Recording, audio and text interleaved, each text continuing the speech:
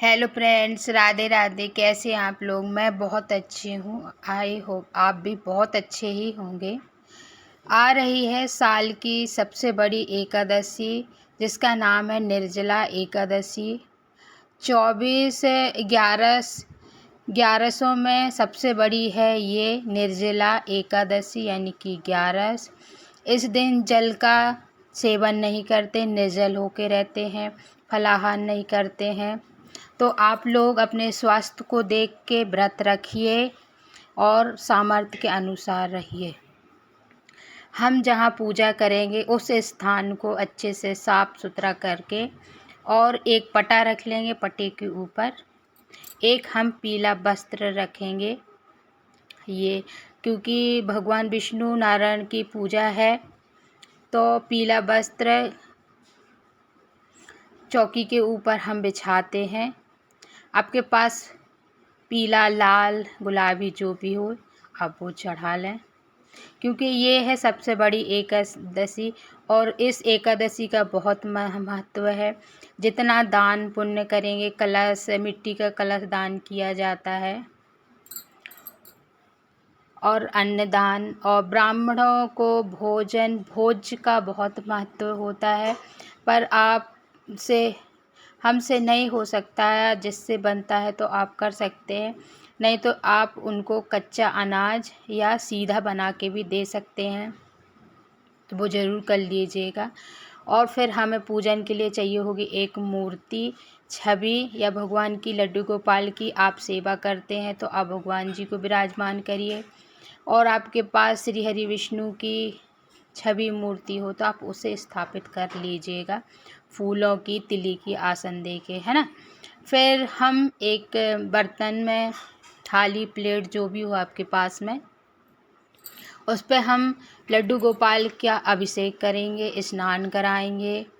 तो आप कच्चे दूध से या आप पंचामृत से मिला के या आप अलग अलग कर सकते हैं, और पंचामृत बना के आप भगवान का अभिषेक करिए। विशेष करके क्योंकि रोज़ के दिन तो हम भगवान जी को ऐसे ही नहला देते, धुला देते हैं, पर 11 के दिन आप भगवान को अच्छे से अभिषेक करिए, अच्छे से उनको नहला दीजिए। और जितना हो सके तो उस दिन भगवान की 11 के दिन आप सेवा करिए। भगवान के समक्ष बैठ के भगवान का आप नाम जाप, सेवा जाप करेंगे, है ना। घर गृहस्थी संसार में तो हम लगे ही रहते हैं, पर 11 के दिन हम अच्छे से पूजा करेंगे तो हमें फल मिलता है। और चौकी पे भगवान को नहला के उनको हम आसन दे के विराजमान कर लेंगे, हमारे प्रभु को, है ना। और फिर भगवान जी सर्वप्रथम होती है तो हम गणेश जी को स्थापित करके उनको विराज कर देंगे। और कलश, मिट्टी का कलश बनाते हैं आज के दिन, क्योंकि ये जेठ माह की एकादशी है निर्जला, तो हम मिट्टी का कलश बनाएंगे और इस मिट्टी को दान किया जाता है। और जो भी मिट्टी के कलश के ऊपर रखा जाता है वो भी दान किया जाता है। तो आप, और ये सिक्का डालना भूल गई थी, तो मैंने ये कलश के अंदर सिक्का भी डाल लें।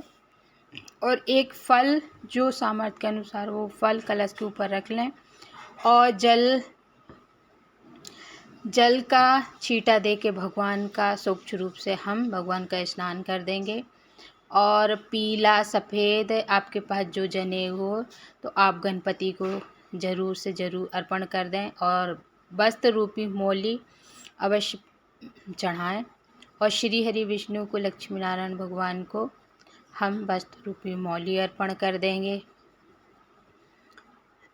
और आपके पास हो तो पीला वस्त्र या पीली चुनरी, जो भी आपके पास हो तो हम वो भी भगवान को, ये पीली चुनरी मैंने खास करके 11 के दिन के लिए भगवान को चढ़ाने के लिए लाई हूँ, तो वो हम चढ़ा देंगे।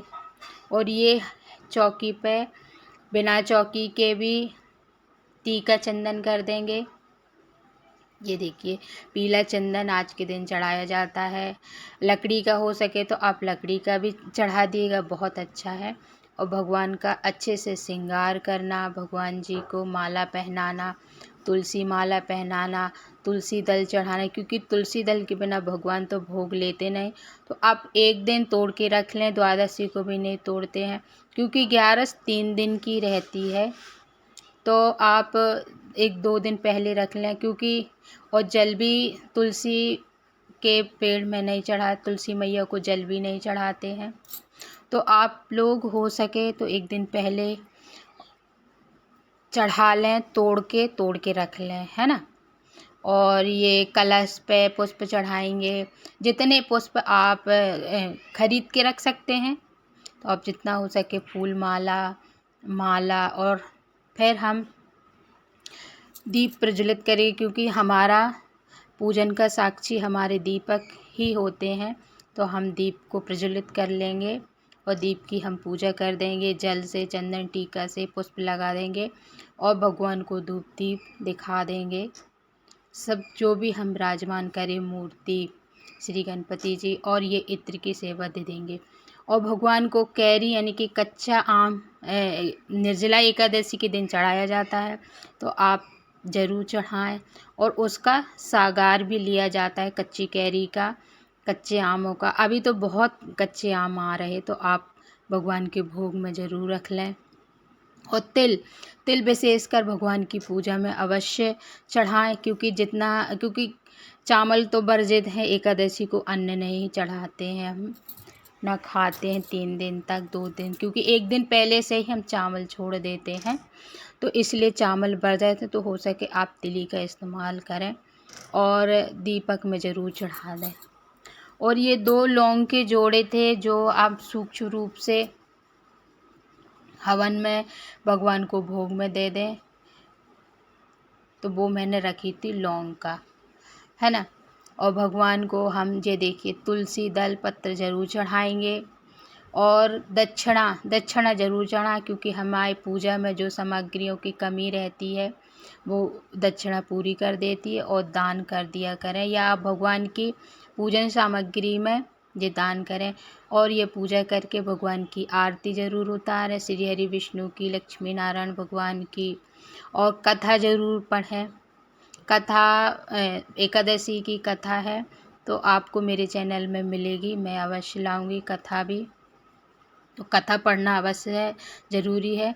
और मैं ये दिखा रही थी चरणामृत, आप क्योंकि एकादशी में जल ग्रहण नहीं करते, तो चरणामृत तो आप ले नहीं सकते हैं, इसलिए परिवार वालों को दे दें, और आप हो सके तो वृक्षों में दे दें। और भगवान को देखिए भोग लगाना बहुत ज़रूरी है। अब अन्न का भोग तो भगवान को भी नहीं देते, क्योंकि अन्न में रहता है पाप, तो हम नहीं देते। इसलिए दूध का, दही का, फल के रस का जितना हो सके भगवान को भोग लगाइए। हम निर्जला एकादशी रहते हैं, भगवान नहीं रहते, हम उनके लिए रहते हैं। तो हमें जितना सामर्थ्य है, और जो व्रतधारी सामर्थ्य नहीं, बीमार हैं, गर्भवती स्त्री, वो ना रहे, क्योंकि उनको भगवान माफ़ कर देते हैं। अपने शरीर को देख के रहें। ये देखिए मैंने बोली थी ना कि कथा भी आप ज़रूर पढ़ लीजिएगा, क्योंकि कथा का बड़ा महत्व है। 1 कथा 2 कथा आप गणपति जी की भी कथा कर सकते हैं, और निर्जला एकादशी महत्व भी पढ़ सकते हैं, है ना। और भगवान से हम दक्षिणा चढ़ा के और हाथ जोड़ के प्रभु से हम भगवान को क्षमा मांग लेंगे कि जो भी पूजन में त्रुटि हो गई हो, जो भूल बस अज्ञान बस हो गई, क्योंकि हम तो अनजान मूर्ख हैं। और मेरे चैनल को सब्सक्राइब करना